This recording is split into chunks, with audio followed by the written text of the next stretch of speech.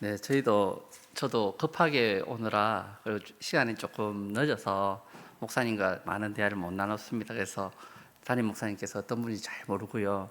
단 커피를 정말 맛있게 내리신다는 걸 알았습니다.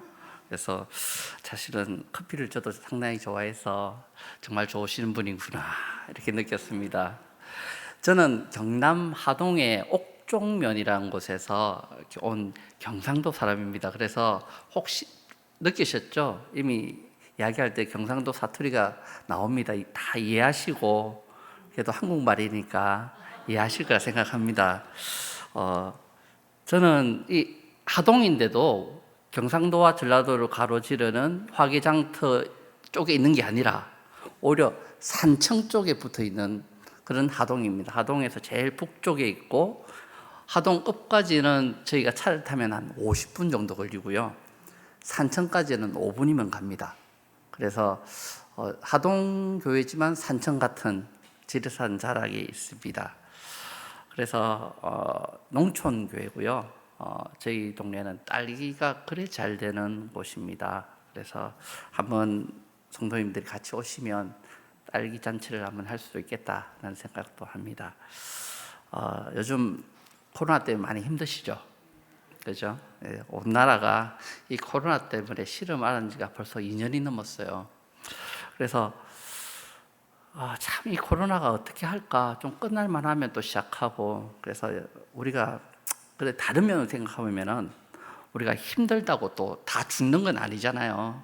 많은 어려움을 겪고 오셨기 때문에 또 이 또한 또 지나가리라 생각합니다. 때로는 완전히 우리가 죽어 있기 때문에 다음에 살아날 수도 있습니다. 이렇게 겨울이 되면 모든 식물들이 다 죽은 것 같아 보이지만 봄이 되면 또 샘솟는 생명력으로 또 살아가는 것이 이 자연이고 하나님께서 우리에게 주셨던 은혜인 줄 믿습니다. 할렐루야. 여러분이 한번 잘 생각해 보십시오. 지난 세월의 코로나로 인해서 우리나라뿐만 아니라 전 세계가 정말 힘들어하고 어려운 시절을 겪었습니다. 그리고 이것이 얼마나 두려움이 크냐면 마치 인류가 마치 끝날 것 같은, 그리고 각 생업을 하시는 분 자체가 너무나도 힘들어서 한숨을 쉬어도 끝이 없는 그런 절망의 그 순간까지 가 있지 않을까라도 생각을 해봅니다. 그런데 요즘 또 주변을 또 돌아보면은 어떤지 아십니까? 뭐 새로운 변이 바이러스가 나왔다고 또 뉴스에서 얘기를 하지만은 며칠 전 뉴스를 보니까 워터파크 이야기가 나오더라고요. 거기 사람이 벌벌하더라고요. 그리고 백화점마다 또 사람들이 많아요. 그래서 드디어 사람들이 이제는 두려움을 넘어서 극복하기 시작했구나. 전에는 막 다 끌어잠그고 막 끝날 것 같았는데 이제는 코로나가 마치 당연한 것처럼 그렇게 생각하고, 이제는 그 코로나 이후에 어떻게 할까를 걱정하시는 분들이 더 많으신 것 같아요. 준비하시는 과정이겠죠. 우리는 코로나 이후에 경기도 안 좋다, 주식, 코인이 막 떨어졌다. 농촌 사람이 전 잘 모르겠는데 그렇다 하더라고요. 그리고 실업률이 높다. 그리고 뭐 부동산 가격이 올라갔다 내려갔다 뭐 등등, 인생을 살다 보면은 되게 뜻대로 되지 않는 일들이 상당히 많이 있습니다. 뭐 외부 환경 때문에 그럴 수도 있고, 또 때로는 개인적인 문제로도 그럴 수도 있고. 그런데 이렇게 두려울 때 우리가 한번 생각을 좀 달리 해서 생각해 봤으면 좋겠습니다. 따라해 봅시다. 두려움은 극복하기 위해서 있다. 그렇습니다. 이 두려움은 극복하기 위해서 있다. 이렇게 생각하면은 또 이 두려움 자체를 또 받아들일만 합니다. 그리고 늘 반대작용으로 이 세상은 일어나기 마련입니다. 때로는 어려움이 어떤 사람에게는 절망을 주지만 또 어떤 사람에게는 새로운 희망이 있을 수도 있습니다. 그래서 오늘 말씀을 통해서 혹시나 여러분의 인생에 문제가 있다면, 그리고 어려움이 있다면 그것을 뛰어넘는 그런 하나님의 은혜가 있기를 소망합니다. 오늘 본문 말씀은 사실은 우리가 너무도 많이 듣고 또 잘 알고 있는 말씀입니다. 그래서 바로 12년의 혈류증을 앓았던 그 여인을 고치는 사건입니다. 혈류증이라는 것은 여러분 또 뭐 설명을 많이 들으셨겠지만 그 여성의 그 자궁에 이상이 생겨가지고 계속적으로 출혈이 생기는 그런 병입니다. 이런 병은 현대에는 어느 정도 치료 가능하지만 그 시대에는 불치병에 가까웠고요. 그래서 이런 여인이 그것을 고치기 위해서 예수님께 다가가는 사건으로 시작합니다. 마침 예수님이 야이로의 딸을 고치기 위해서 가고 있을 때에 이 여인이 예수님께 접근하고 있는 중입니다. 그때 많은 무리들이 예수님께 몰려와서 상당히 혼잡한 그런 상황이 있었습니다. 이처럼 복잡한 중에 12회 12년 동안 혈류증으로 해서 고통을 당했던 한 여인이 그 무리의 틈바구니를 비집고 들어가서 예수님께 접근하고 있습니다.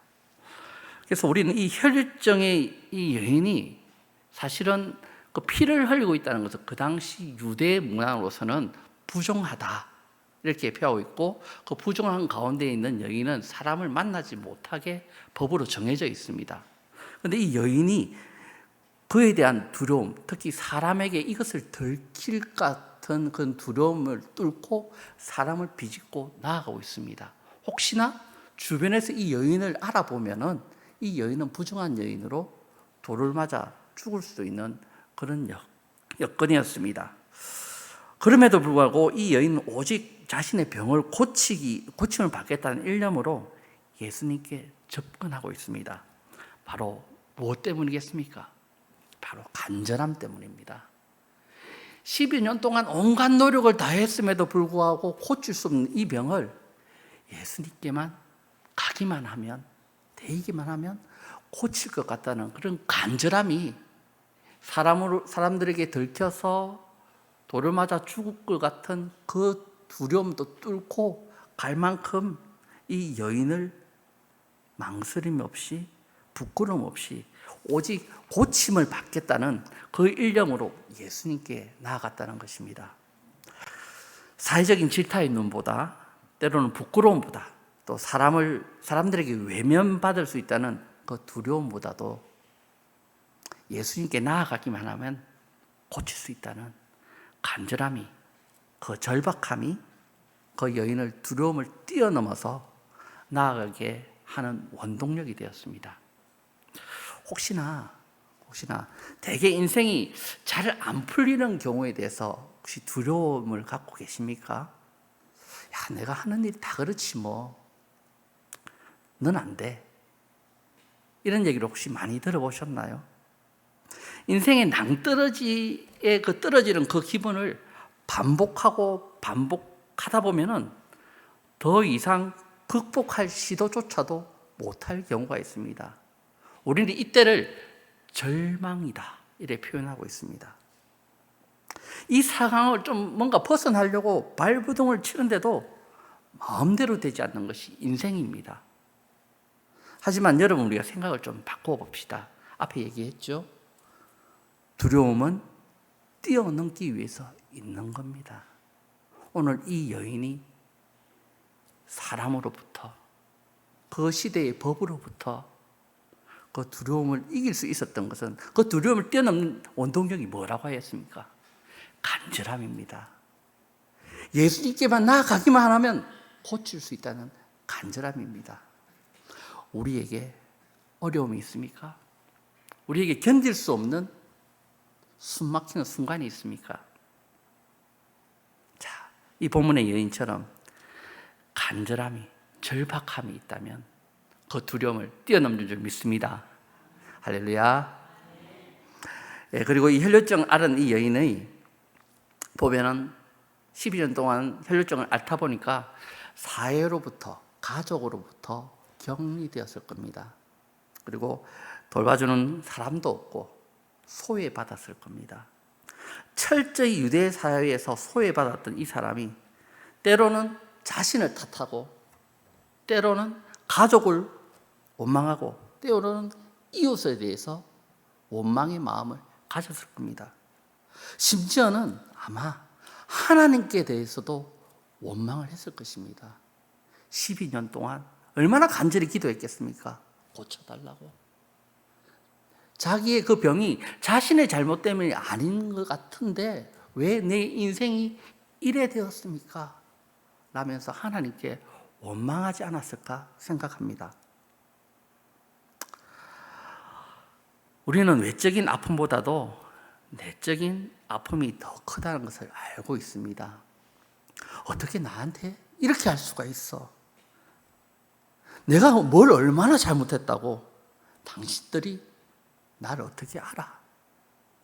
그런 마음속에 분노가 치밀어 오를 때 잘하는 말들이 있죠. 이 원망을 하다 보면 잘 나온 말들입니다. 아마 이런 말들을 한 번씩 해보셨을 거라 생각합니다. 그런데 여러분, 원망은 절망을 낳습니다. 그러나 오늘 이 혈류병에 앓은 이 여인은 원망하기보다 절망하기보다 소망을 하고 있습니다. 누구에게요? 예수님께 나아가기만 하면. 더 이상 내 인생은 끝났어 하고 자기를 던져버리는 것이 아니라 예수님의 소식을 듣고 예수님께만 나아가면 나에게 소망이 있구나. 절망 속에 자신을 내버려 두지 않고 주님께 나아가고 있는 것입니다. 예수님께만 나아가면 저 옷가에 손만 대기만 하면 내가 앓는 병을 12년 동안 고칠 수 없는 병을 고칠 수 있을 거야 라는 소망이 있었습니다. 예수님을 모르는 사람이라면 참 웃기지도 않는 얘기죠. 어떻게 옷자락을 만지고 병이 낫겠습니까? 사실은 예수님을 믿는 사람도 웃기는 얘기입니다. 그죠?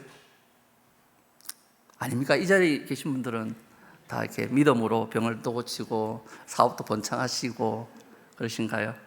저는 목사인데도 사실은 이 여인에 대해서 참 대단하다 이런 생각을 가집니다. 성경 속에서 일어나는 일은 마치 특별한 사람에게만 일어날 수 있는 일로 치부될 수가 있습니다. 하지만 중요한 것은 그 혈류병을 앓는 여인은 이 사실을 소망하고 있다는 것입니다. 다른 사람은 모르겠고 나는 그 사실을 믿습니다. 누가 뭐래도 예수님께만 나아가면, 예수님의 옷자락만 잡기만 하면 고칠 수 있다는 소망이 이 여인에게 있었다는 것입니다. 우리는 예수님께서 베푸르신 구원과 그 은혜를 힘입기 위해서 우리 앞에 어떠한 장애가 놓여 있을다 하더라도 주저하지 않고 예수님께 발걸음을 옮겨야 합니다. 사실 우리가 예수님께 나아갈 때 환경적으로 우리를 낙담시키는 말들이, 그런 일들이 상당히 많이 있습니다. 하지만 성경은 분명히 우리에게 말하고 있습니다. 믿음이 없이는 하나님을 기쁘시게 못하나니 하나님께 나아가는 자가 반드시 그가 계신 것과 또한 그가 자기를 찾는 자에게 상 주시는 이심을 믿어야 할지니라. 할렐루야. 그런데 주님께 나아가기만 하면 구원을 받는다고 이야기하면서 우리의 문제는 왜 해결되지 않을까요? 우리는 이 사실을 믿고 하나님께 예배드리고 찬송하며 기도하고 있지 않습니까? 그런데 우리의 문제가 해결되지 않습니다. 사실은 바로 하나님께 소망하고 있지 않기 때문입니다. 주님이 우리의 구원자 되시고 우리를 고치시는 분심을 우리가 소망하고 있다면 우리에게 있는 그 두려움을 뛰어넘어서 환희와 감격으로 주님 앞에 나아갈 것입니다. 이미 소망하고 있기 때문에 주님 앞에 나아간 그 자체가 기쁨일 것입니다. 주님께서 그것을 바꾸어 주실 것에 대한 그 믿음을 갖고 있기 때문에 우리 예배 처소의 자리는 기쁨이 넘치고 우리의 기도는 감사의 고백이 넘치고 우리의 예배 속에는 할렐루야가 넘칠 것입니다. 우리는 때로는 그 두려움에 휩쓸려서 주님께서 우리에게 베풀어 주신 그 은혜, 그 소망을 망각하고 살아갑니다. 마치 그 두려움이 내 인생을 송두리째 묶어서 아무것도 할 수 없는 나약한 자인죠. 내 안에 그 하나님께서 별거 아닌 양 나 스스로가 착각하고 살아게 만드는 것이 이 땅의 공중 권세 잡은 사단의 괴계입니다. 우리는 그것을 뛰어넘어야 됩니다. 주님께서 우리에게 소망을 주셨습니다. 할렐루야. 저는 지금은 하동에서 농촌교회에서 사역을 하고 있지만 사실은 원래로 제가 기도하고 준비했던 것은 선교였습니다. 그래서 학부에서 선교학을 전공하고 중국 선교로 갔었습니다. 중국에서 중국 선교사로 삶을 살다가 제가 별거 하지 않았는데 이렇게 블랙리스트에 올랐더라고요. 그래서 지금 이제 중국 선교사들이 지금 대거 다 추방이 됐지만 제가 추방 1세대이지 않을까 싶습니다. 그래서 그런 부분에 리스트가 있어서 지금도 중국에 들어가면 중국 공안이 저를 보호해주고 지켜주고 따라옵니다. 이렇게. 그래서 중국 선교사로서의 그 직분을 감당할 수가 없는 상황이라서 기도하면서 다른 지역으로 선교를 준비하는데 그 문이 안 열리더라고요. 그래서 제 스스로는 사실은 많이 마음이 낭망하고 있을 때였습니다. 제 청년 때부터 제 아이디어는 대륙을 꿈꾸며라고 준비하였고 선교사로서 많은 시간을 준비하고 언어를 준비하고 그렇게 중국 땅에 들어왔는데 그렇게 이렇게 돼서 마음이 비전이 제가 꿈꾸고 제 아는 모든 사람들에게 나는 중국에 갈 거야. 나는 중국에서 복음을 전할 거야. 중국에 있는 그 13억 인구의 복음을 전한 것이 얼마나 가슴 벅찰까. 그걸 고백하고 노래하고 했는데 더 이상 들어갈 수가 없는 거예요. 방법도 없고. 오히려 가면은 꼬리표가 붙어서 저랑 교제 나눌 수 있는 사람들이 오히려 위험에 처할 수 있는 그런 상황이 되어서 지금은 그것이 더 심해졌지만은 들어갈 수 없는 상황이라서 어떻게 할까? 그때까지만 해도 목사가 아니었습니다. 전도사였습니다. 그래서 어떻게 할까? 선교사의 꿈을 내려놓고 나는 뭘 할까? 그런 고민이 많았어요. 그래서 열병 아닌 열병을 알았습니다. 선교사가 가야 될 선교지에 가지 못하면은 병이 나더라고요. 제가 그때 알았습니다.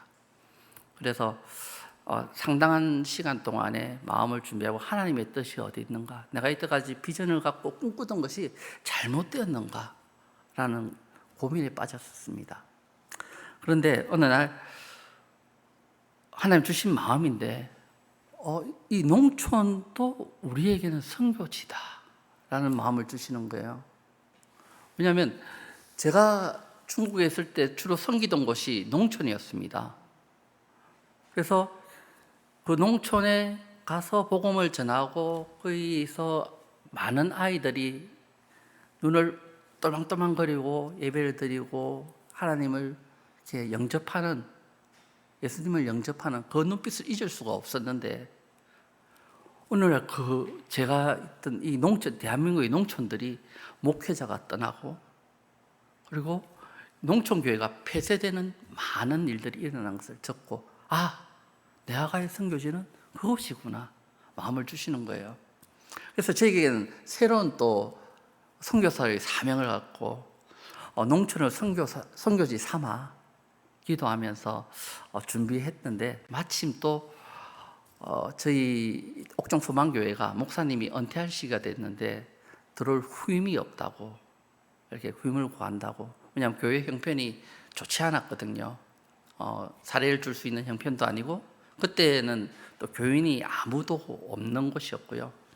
지은 지 26년이 된 판넬로 지은 그런 창고 허가를 받은 그런 곳입니다. 그래서 마을에서 굉장히 많은 반대를 무릅쓰고 사모님이 처녀 때 그 교회를 개척하셨고 그리고 목사님이랑 결혼을 하셔서 교회가 26년 된 교회입니다. 그래서 교회가 지금 지은 지 26년 된 그대로입니다. 그 판넬 두께가 옛날 공장 짓는 얇은 그런 판넬로 지어져 있는 곳이라서 수리할 것도 많고 사택은 엉망이었죠. 그러니까 오려고 하는 그런 사역자가 없는 곳을 보고 저는 소식을 듣고 와보라 해서 가봤는데 저는 제가 가기에는 첫 인상은 너무 따뜻한 거예요. 햇볕이 잘 드는 곳에 딱 그 마을 입구에 있는데 너무 따뜻한 거예요. 본당에 탁 들어갔는데 허름하지만 그것이 포근한 겁니다. 그곳에 사모님이 정말 기도로 26년 동안 기도로 묻혀놨던 그런 곳입니다. 사모님은 그것을 개척하시고 백혈병에 관계되는 것으로 인해서 한 10년을 앓으시다가 이렇게 지금 한 4년 전에 이제 소천하셨는데, 그 사모님 기도하시면서 이렇게 세웠던 그 재단이라서 기도가 많이 묻혀 있는 곳임을 알게 되었습니다. 그래서 과감하게 저는 가겠다 그렇게 결정했는데, 주변에서 거기 말라고, 교인도 없다며 뭐 먹고 살라고 그런 얘기를 하더라고요. 제가 중국 선교 갈 때 그 얘기 들었거든요. 거기 말라고, 말도 안 통하는 곳을. 근데 이곳이 제가 가야 될 곳이구나, 이곳에 가면 주께서 칭찬을 하시겠구나, 다른 생각 아무것도 없었어요. 내 자리다. 그래서 그곳에 가서 시작하는데 정말 저는 교인도 없고 이래서 아무 도움도 없다고 듣고 갔는데, 이제 부임을 하고 나니까 명륜중앙교회에서 그 교회를 돕고 있었던 거예요. 그래서 너무 감사하더라고요. 이렇게 어려운 교회, 정말 아무도 찾지 않는 교회를 이 서울 이 먼 곳에서 기도로, 물질로 돕고 있구나. 사실 우리가 하나님을 바라는 선한 그리스도인은 이 땅에 정말 많습니다. 그런데 그 선한 일을 잘 사용하는 교회와 목회자가 참 드뭅니다. 그런데 이 명륜중앙교회는 그 하나님의 사명과 그 뜻을 품고 같이 섬기고 돕는 그런 좋은 동력하는 교회인 줄 믿습니다. 그래서 너무도 감사합니다. 그래서 저를 불러주시고 그래서 감사하는 마음에 서울을 한 30년 만에, 촌놈이죠, 30년 만에 이렇게 서울을 차를 끌고 왔는데, 서울은 소리더라고요. 저희 차가 막혔는데, 저 서초구 쪽 그 사랑의 교회 앞에부터 차가 막혔는데, 저희 애가 막 감탄을 하는 거예요.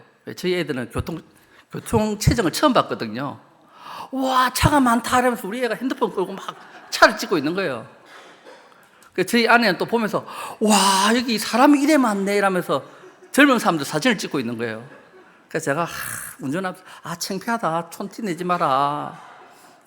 사실 저도 놀랐거든요. 오랜만에 와가지고 사람 구경도 하고 차 구경도 하고, 또 서울하면 예전에 이 종로구가 또 최고 아니었습니까? 김뚜강. 종로구는 그밖에 몰라가지고. 그런데 이 절묘한 곳에 이 교회가 있는 거예요. 너무나 아름답고 또 너무나도 재밌는 형태의 교회가 있어서 너무나도 부럽다. 그러면서도 우리 교회가 더 좋다. 왜냐하면 우리는 공기가 좋거든요. 우리는 마을 중심가에 가면은 하루 종일 서 있으면 한 10명 정도 왔다 갔다 합니다. 할아버지 할머니들이 이제 파 이런 거 들고 이렇게 전동차 끌고 이렇게 왔다 갔다 하시는, 대부분은 사람을 보기가 좀 힘들어요. 비닐하우스가 많기 때문에 아침부터 비닐하우스 일하고, 낮에 너무 더우니까 집에 쉬었다가 또 오후 되면 또 비닐하우스 일하고 그런 곳이라 사람 구경하기가 참 힘들어요. 그런데 여기서는 가만히 있어 사람이 버글버글해서 참 전도하기 좋겠다. 코로나만 아니었으면 여기가 차고 넘쳤을 건데, 그죠 목사님? 또 목사님 오시고 나서 이 교회가 많이 부흥했다는 얘기를 제가 장로님께 전해 들었습니다. 그래서 이 귀한 교회가 우리 옥정 소망교회가 협력하고 있어서 너무도 감사하고, 하나님께서 우리에게 주신 좋은 동력의 교회라고 생각합니다.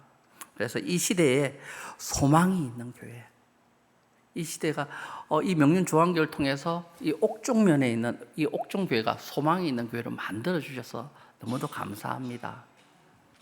우리도 이 두려움이 올 때 소망을 갖고 그 절망을 뛰어넘는 소망을 가지는 그리스도임을 우리가 기억하기를 바랍니다. 마지막으로 두려움을 뛰어넘기 위해서 필요한 것이 있습니다. 우리의 인생을 마치 아무 일도 없었던 듯이 위장하며 살아갈 때가 있습니다. 교회 다니다 보니까 교인들이 좋은 일이 많다, 복되다 해서 얘기를 해야지 안 믿는 사람들이 교회에 올 거잖아요. 그래서 어려움이 있는데 가족들에게 내 어려움이 있는데 가족들에게, 안 믿는 가족에게 정말 힘들다 소리도 못해요. 내 이웃들에게 소리도 못해요. 왜? 교회 다니면 복되다 그러다고 얘기한다며 네 인생은 왜 그래? 전도가 안 되니까. 그러니까 아무렇지도 않은데 속은 끓고 불불 끓고 힘든데 괜찮아 교회 와서 눈물 팡팡 흘리지요.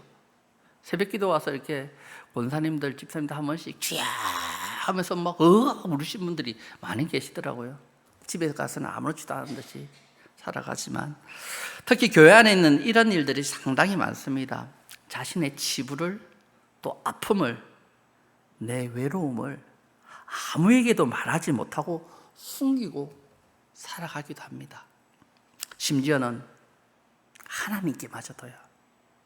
너무 힘들다 보니까 기도가 안 돼. 하나님께도 그 얘기를 못하고 그냥 끙끙 앓습니다. 혹시나 내가 이런 걸 해서 하나님께 너무 투정을 부리는 게 아닐까, 내가 이런 일로 해서 하나님께 변명거리를 하고 있는 게 아닐까, 때로는 너무 아파서 아무 소리도 못 나올.